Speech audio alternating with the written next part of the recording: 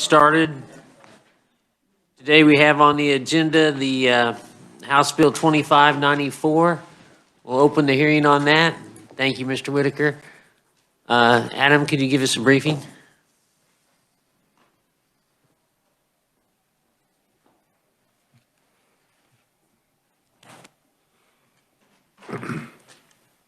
Thank you, Mr. Chairman. House Bill 2594 would exempt certain modification of antique vehicles from the statute that provides the procedures for VIN offense seizures and dispositions.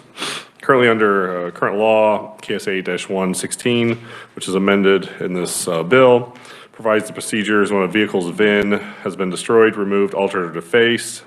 Under the statute, it's unlawful to sell, exchange, knowingly own, or have custody of a vehicle with a VIN that has been destroyed, removed, altered, or defaced when no part of the vehicle has either been stolen and a VIN that has been assigned to the vehicle. It's also unlawful to destroy or deface a VIN when no part of the vehicle has been stolen. However, there are certain exceptions for assembled or reconstructed vehicles and other statutes. Every law enforcement officer that has knowledge of a vehicle with a defective VIN is directed to seize and take possession of a vehicle, and that vehicle is classified as contraband. According to this bill, there'd be an exception to be created from this taking and classifying a vehicle as contraband, specifically for antique vehicles, so vehicles 35 years of age or older. The exception would allow for the removal and reinstallation of a serial number or VIN of an antique vehicle if the removal is reasonably necessary for a repair or restoration of the antique vehicle, and the person completing the repair or restoration reinstalls the serial number or VIN immediately after such repair or restoration is complete.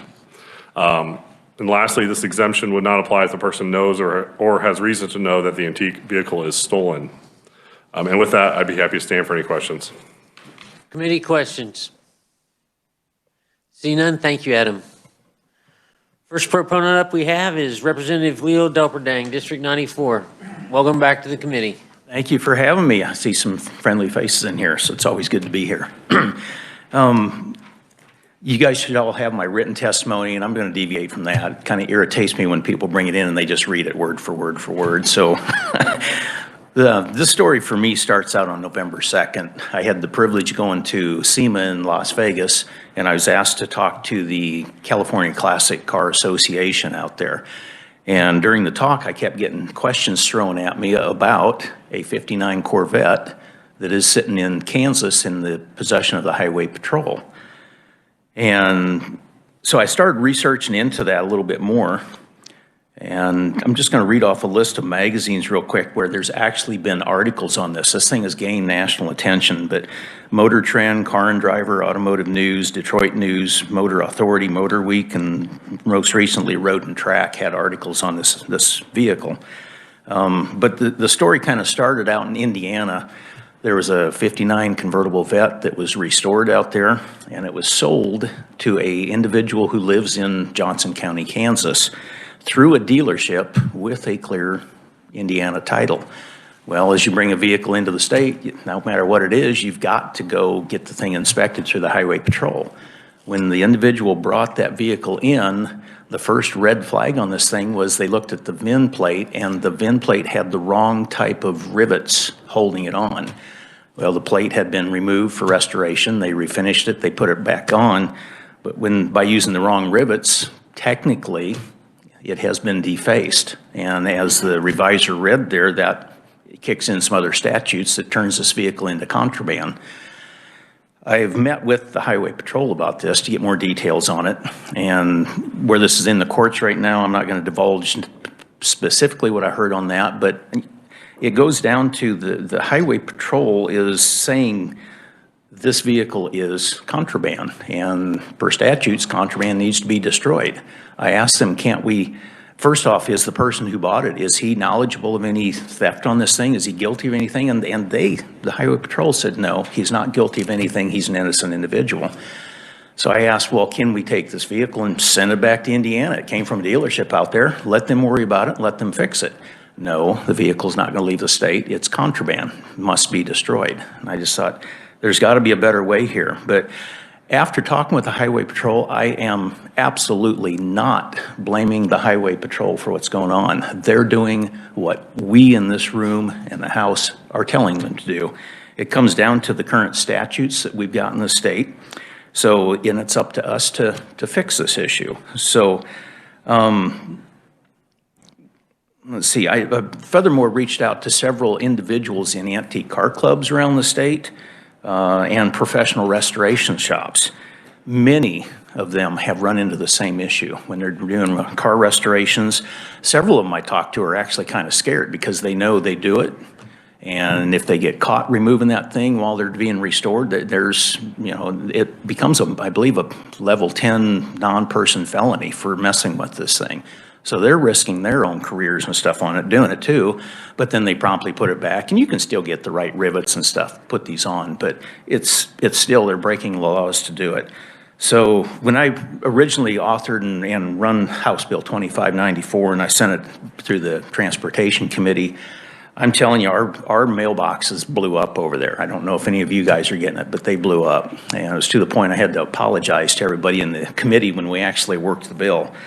But we got it through. It was a unanimous vote on the House floor when it went through.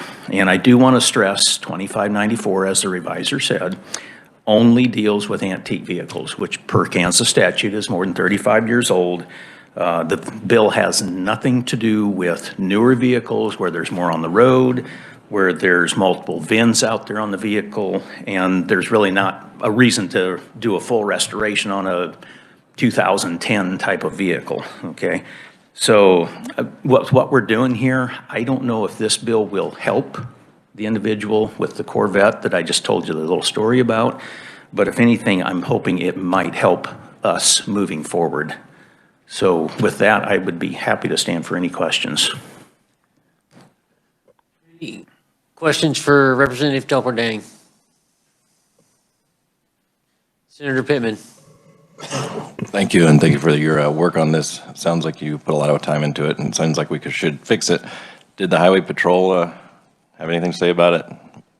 I met with Captain Craig Phillips over there, and he told me kind of the inside of what they're going through in the court case. And where it's in the courts, I don't know if I should be here testifying on second story, but they told me about the vehicle. It's currently sitting in a Highway Patrol warehouse here in Topeka. I guess I meant more about the bill, or they obviously aren't here. Oh, okay. They obviously aren't here. Yeah, there was a written only from Colonel Herman Jones against the bill. He was opposed to it. But his stance in the bill, in his write-up, was that his concern is you need to get the Highway Patrol involved first so they can document it. Then you do your things, and then they'll document it's been put back. My concern about that, now on the surface, it sounds really good. It really does. My concern is, let's look at this Corvette that we just talked about. It was restored professionally in Indiana. So is the Highway Patrol going to dispatch a trooper to Indiana? I'm looking at having a vehicle done in a place in Eugene, Oregon. Are they going to dispatch a trooper out to Eugene, Oregon to do it there? It's just, it's not realistic. So, okay. Thank you so much. Welcome to committee. Thank you. So in all of these instances, the same VIN number is there. Nothing's been changed. It's just been removed and then reinstalled. The VIN plate itself is perfectly intact. They removed it carefully. Apparently there was damage underneath where it is, and I think on the older Vet, it may be on a steering column. It's not in the normal place you'd see a newer vehicle. But they did the repairs, and they put these exact same VIN back in place. It's just that if you go look at your vehicle, the rivets that hold that on are kind of sunflower shaped around it, and they use regular rivets. So technically it was defaced. Okay, thank That's the you. extent of it. Sounds so simple. Yeah. Thank you. Committee, further questions? See none, thank you, Representative. Appreciate you guys having me. Thank you. Next on the agenda, we have Samuel McRoberts. Good morning. My name is Sam McRoberts. I'm the litigation director at Kansas Justice Institute. We're part of Kansas Policy Institute. And the representative did a great job of kind of outlining the 1959 Corvette case, which was going to be the predominant focus of my testimony today. But how Kansas Justice Institute got involved was we were invited to participate as a friend of the court brief writer. In this case, it's called an amicus brief. And so the trial court asked us to participate in the case, like I said, as an amicus writer. So we did participate, and we filed a brief arguing several things, but essentially one of the main arguments is that the VIN contraband statute is unconstitutional, that it violates due process of law because, as the representative was alluding to or indicating, throughout this case, the government conceded that Mr. Martinez didn't do anything wrong and that he wasn't aware of any of the VIN defects, and there was no question that he was an innocent owner. And all of that seems to suggest, well, if you're an innocent owner and you didn't know anything was wrong, how can your dream car be classified as contraband? And then eventually, if it is going to be contraband, it gets taken away from you and get crushed. And so that was the predominant focus of our amicus brief. Every person, or nearly every person that I have talked to, thinks that this statute is just fundamentally unfair because it's treating this classic car as contraband for, in my impression, no good reason, especially when the person is actually innocent. So we are proponents, we're in favor of HB 2594. I think it's a really good step to try to prevent this from happening again in the future. I have some concerns when I read 2594 that it doesn't address the situation that Mr. Martinez is facing right now. And so for that reason, I would hope that the committee could consider potentially adding some language to 2594 that would address Mr. Martinez's situation. And hopefully there will be some language that might be at least offered. But I don't have anything today. My apologies for that. I tried getting something together. Senator Clays. Thank you, Mr. Chairman. Sam, appreciate your testimony, and this bill is definitely necessary to take care of some serious government overreach. When it comes to Mr. Martinez, I think we'll address that through the budget, and we'll have that in proviso language to have the Highway Patrol return that vehicle to him. Thank you, Mr. Chairman. Senator Pittman. Thanks for your testimony, Mr. McRoberts. Fully agree with what you've said, but let me ask you this as a devil's advocate. If there is a chop shop out there in New Jersey chopping up cars, and they start putting I don't know, putting cars together, removing VINs or defacing them, antique cars, let's say there's Trans Ams from 1970s, who knows, and then they start bringing them to Kansas because it's the only spot that they can do this. They can sell them legally after this goes in effect. How do we stop that?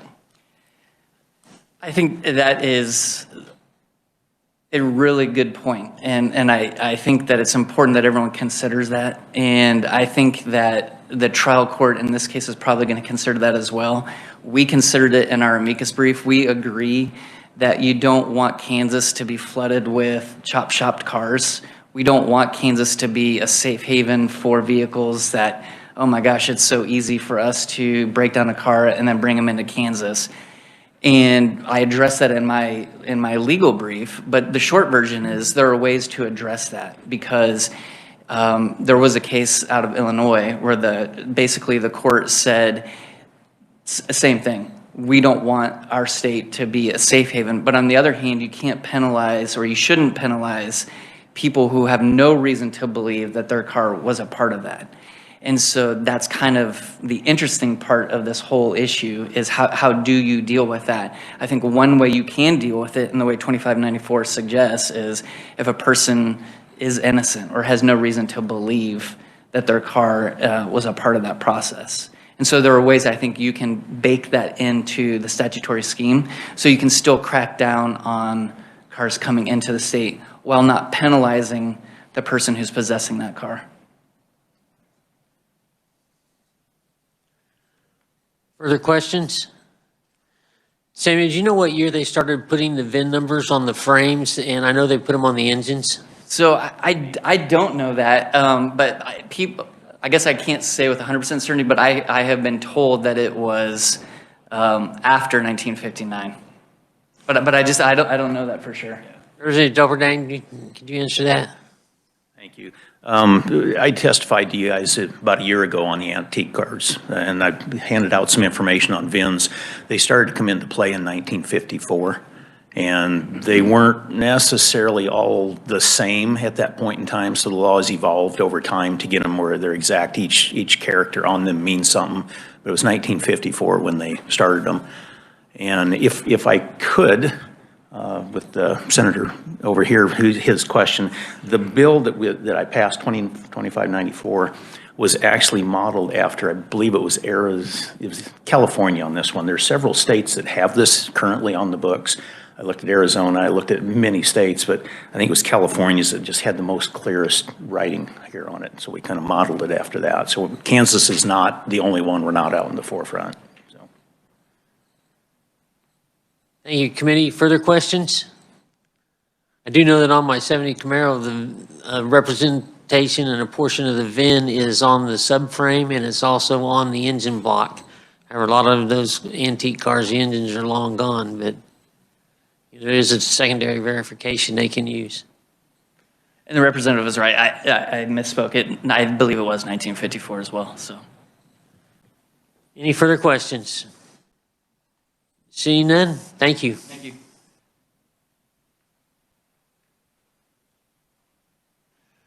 Are there any other proponents wishing to speak today? Are there any opponents? Are there any neutrals? We'll close the hearing on House Bill 2594. Committee, we do have some bills starting to come over from the House. Or not all of our meetings are going to be this short, but we are adjourned.